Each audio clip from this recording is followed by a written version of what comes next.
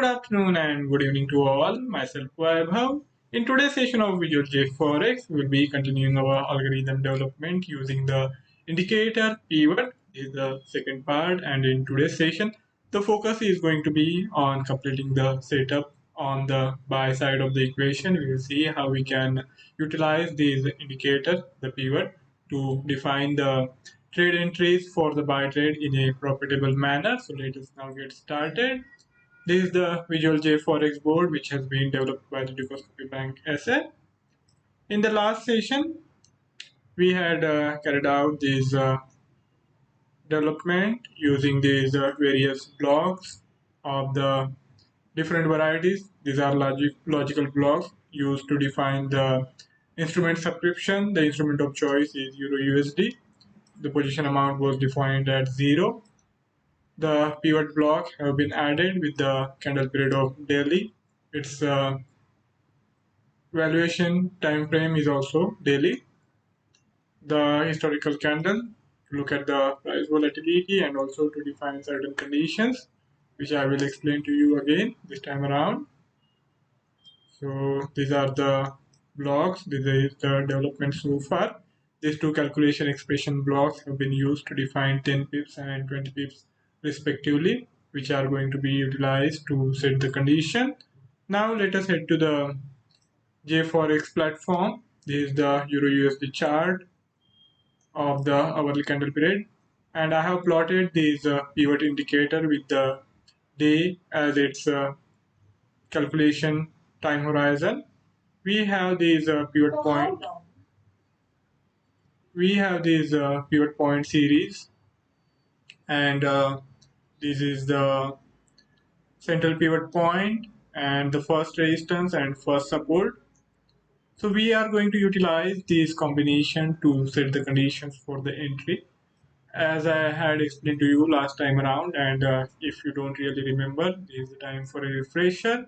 The buy trade is going to happen when we see that the last hourly candle close has happened with gains. When we see that the last hour's candle closing value is higher compared to its opening value, we will look to penultimate candle, and in that candle the closing value needs to be lower compared to its opening value. So these two last hourly candles are going to be very important, and to make sure that we are trading with the trend, we need the last hour's candle close to have happened above this central pivot point, and to make sure that we get involved in the trade in the initial momentum only, and not after the reversal or after the run has been higher.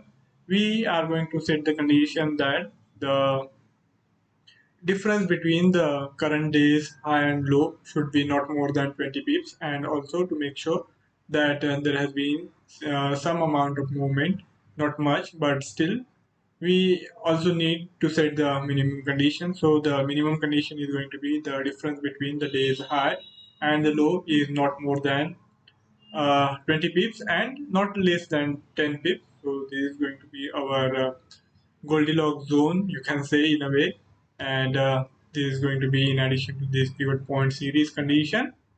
And for any target price, we will simply take into account the difference between the central point and the pivot point series, and that will be our target. We will calculate this difference, and we will convert it into pips, and that will be our target price, and we will take half of this difference as the stop loss. And I will not explain to you what are the conditions for the sell, simply because we are going to deal with it later on in the next session. So for this session, let us keep focus squarely on the buy side using this bare bone structure. Now we have to get started, and the calculations are in place. Now we have to calculate the actual difference between the central point and the first resistance of the pivot series. So for that we need to take calculation expression.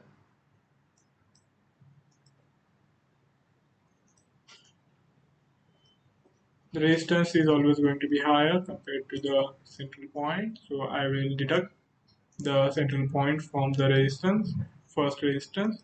So we have to do A1 minus A2, and this difference will be actual pivot difference of resistance. So we, okay.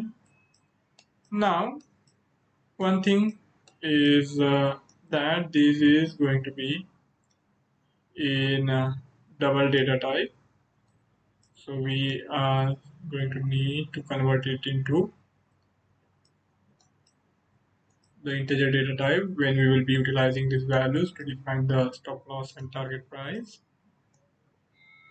And I will divide this actual difference by 2 to get the value, desired value for stop loss. So I have to create a new variable with the start value of 2. This will be a dividing factor. Okay. So we take it, we do a 1 dividing by a 2, and this is going to be the stop loss difference. Okay.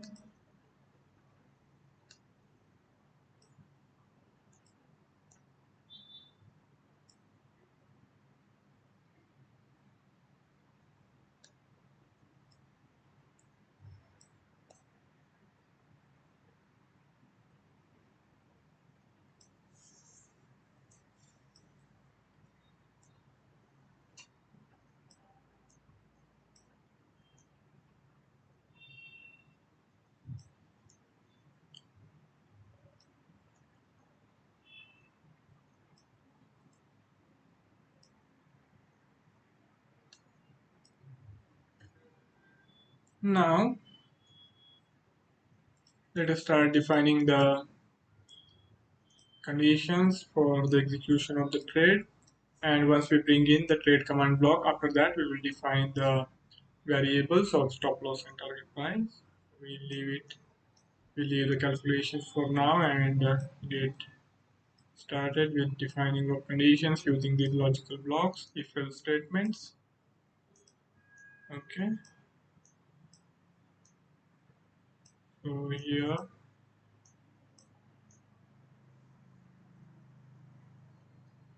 central point P13 is going to be very important, and I will compare it to last hour's closing value. We have this hourly candle period, candle 18. So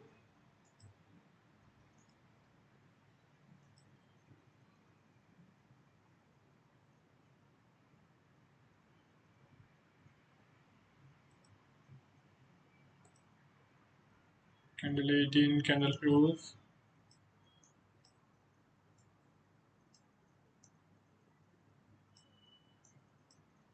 needs to have been greater than the central point. Okay, and this close also needs to be greater than its opening price.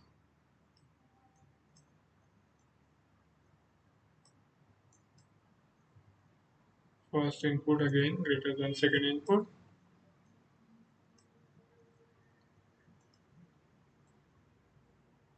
Candle 19, which is the penultimate candle, it has shift value of 2, the look back period of 2.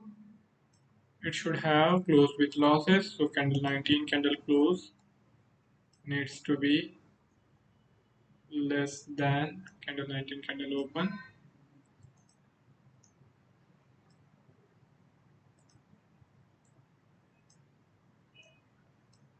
Okay.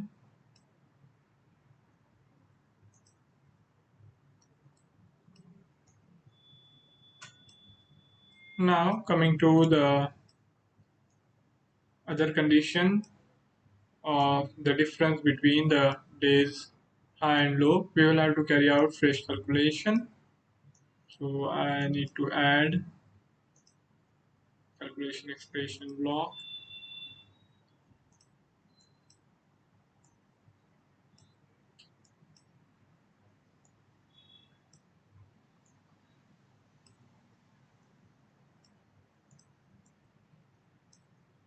and we are going to take into consideration the candle 17 high and low.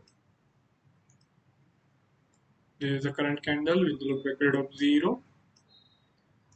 So we take candle high and low.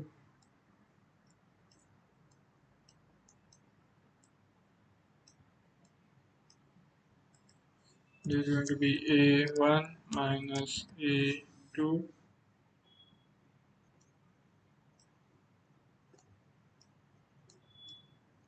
candle 17 candle high minus candle 17 candle low. This will be daily candle actual difference. Okay.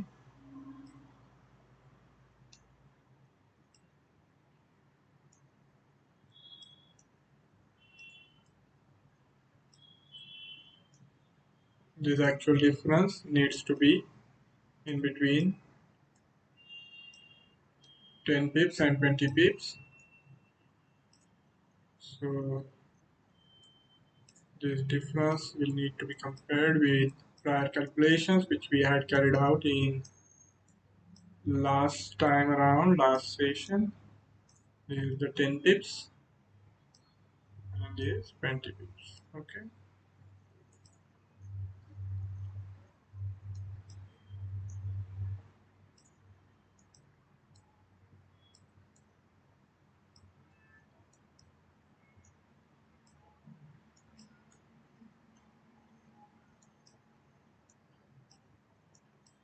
Candle 19 candle close needs to have been less, sorry, not less.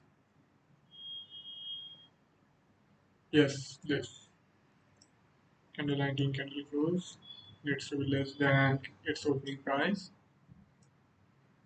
and after that, this actual difference of the difference between high and low for the current daily candle needs to be less than 20 pips and greater than 10 pips. So I will now take two more of the logical blocks. First input greater than second input.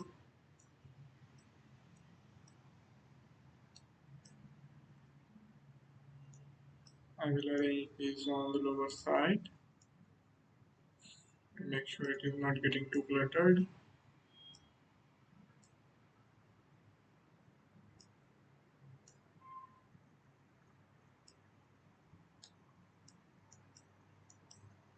Now we come back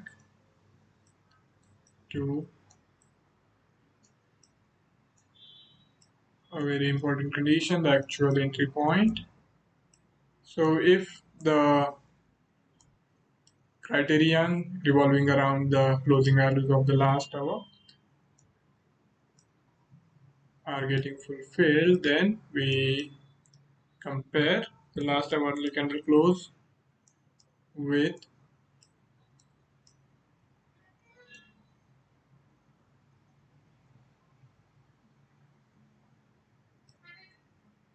candle 20 and candle 21's closing values. These are two 10-second candles with the look back period of 1 and 2 respectively.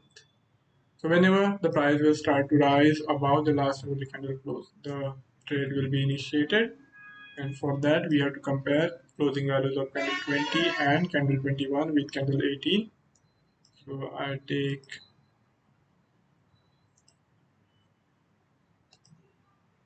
candle 18 candle close, and it is going to be compared with candle 20 and candle 21. So here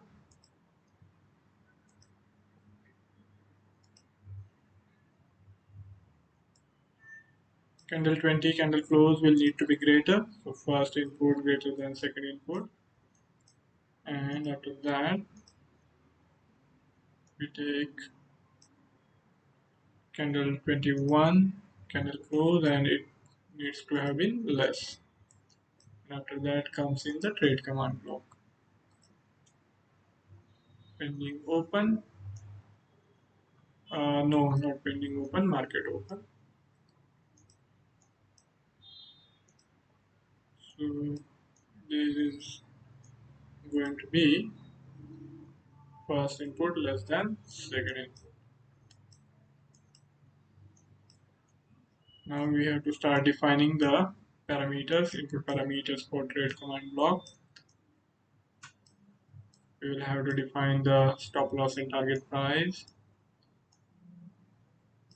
prominently.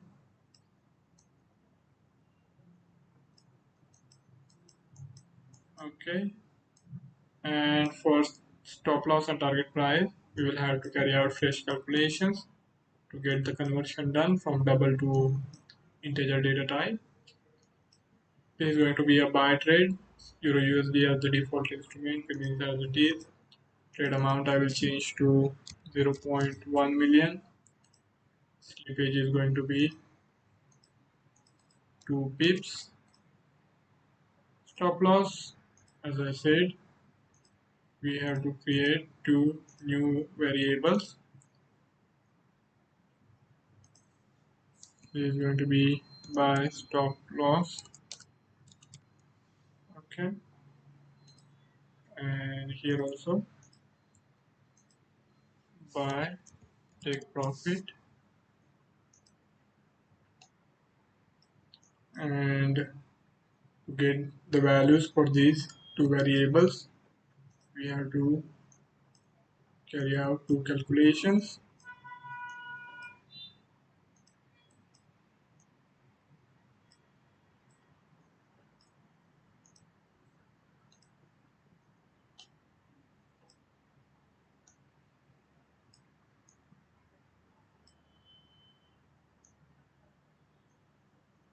We take this difference between the resistance and the central point and the half of the difference, and convert these two values with a factor of 10 raised to the power 4. So I will create a new variable with start value of 10,000, that is 10 raised to the power 4. This is going to be pip conversion factor. Okay, so we take this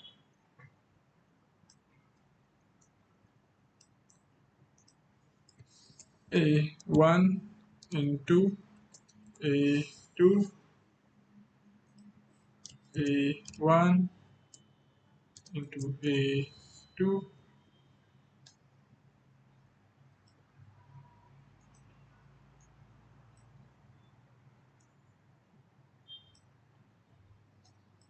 and the result of the calculation, the values, one will be stop loss, this half of the difference between the central point and resistance, and this will be take profit, the actual difference multiplied by 10 raised to the power 4. Okay, now we have to add the missing link.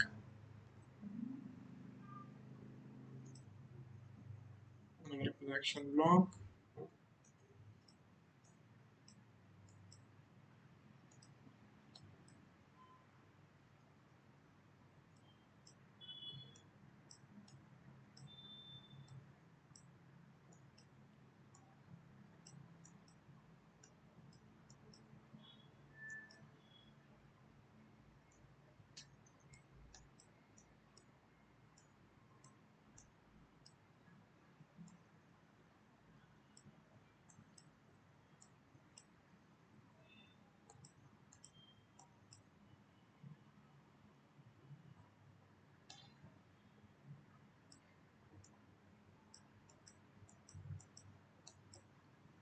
So with this, the link is complete till the very end. Now let us color code it to be doubly sure that the trade flow is going through the trade command block, and yes it is.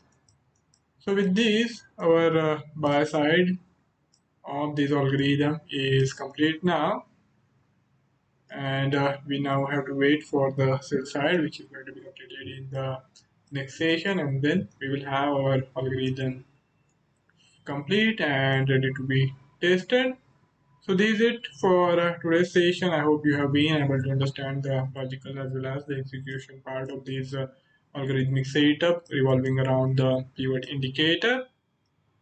And before I sign off, I would also like to remind that there are excellent articles involving the developments in the market on the Dukascopy Analytics page, so do check it out. We are also available on the Facebook, and as we had taken the help of JForex platform, this is an excellent low-cost trading environment providing trade platform, and do check it out if you haven't done it so far. So that's it from my side. Thank you.